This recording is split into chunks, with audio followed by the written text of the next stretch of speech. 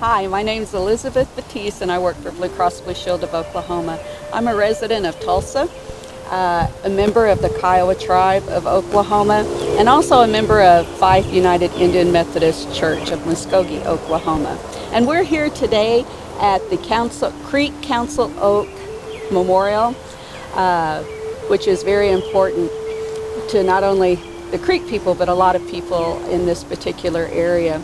This is a place where the Creek Nation, when they came over on the Trail of Tears, they brought the ashes from their council fires and they lit those fires here. So this is a place of knowledge, of wisdom, of collaboration. So I thought it was an appropriate place for us to talk about this today.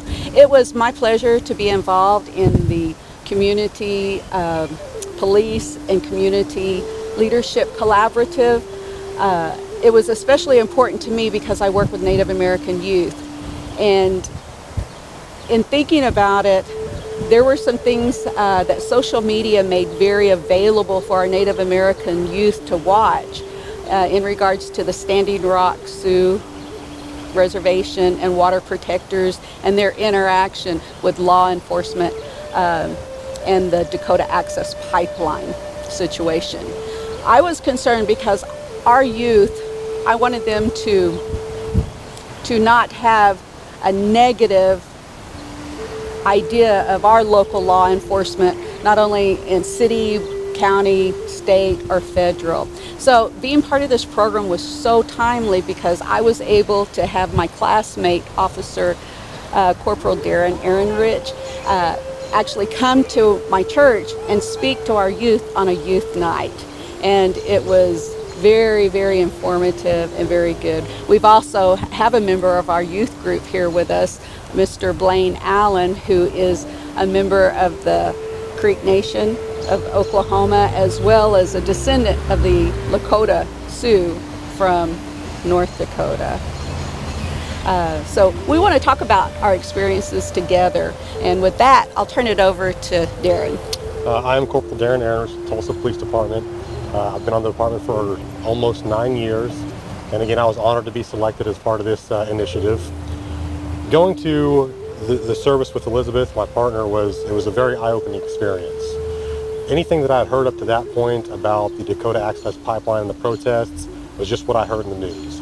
And going out there and speaking firsthand with people that have been there, it really opened my eyes significantly. Learning about how the youth council walked from North Dakota all the way to Washington to start this thing out years ago, how agreements were taken away, and just the history behind that land and how the history the tribes had with that land and how it was granted to them and then taken away and then some more was given back and taken away, and why that area was sacred.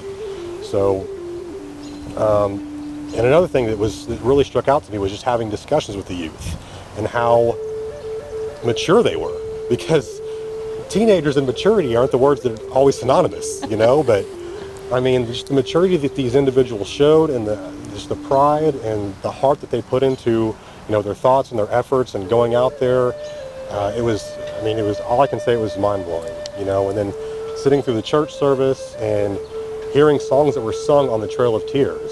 I mean, hearing that, I've never experienced anything like that. I don't even know how to articulate my feelings about hearing that. There's no way to put that into words.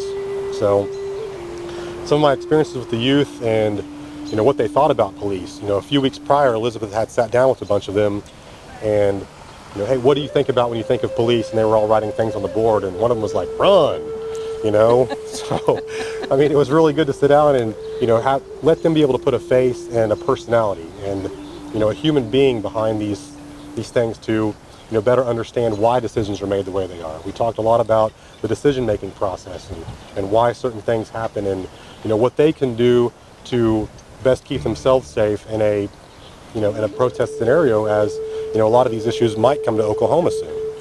So I mean, it was really great, and I think everyone knows this, but it's really good to be reminded of it, especially in this instance, is when police departments stop and really listen to the experiences of the communities that they police and try to understand the perceptions and give those communities participation in the process.